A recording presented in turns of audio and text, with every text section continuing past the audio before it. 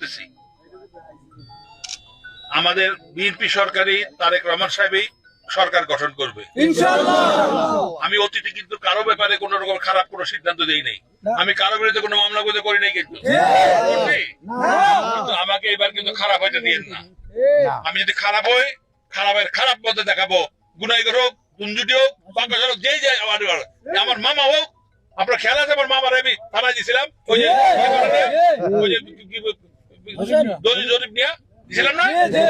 আমি কিন্তু ছাড়ি নাই কিন্তু কাউরে এবার কিন্তু আরো কঠোর হব আমি মিন করতেছি কিন্তু এই কথাটাকে ইনশাআল্লাহ আমার বিএনপি এবার ক্ষমতায় গ্রহণ করবে ইনশাআল্লাহ সব মেজরিটি সিট জিতা সরকার গঠন করবে বিএনপি ক্ষমতায় আসা মানে মঞ্জুর হাসান মুন্সি ক্ষমতায় আসা মানে আওয়াল খান ক্ষমতায় আসা ক্ষমতায় বিএনপি থাকে আর যদি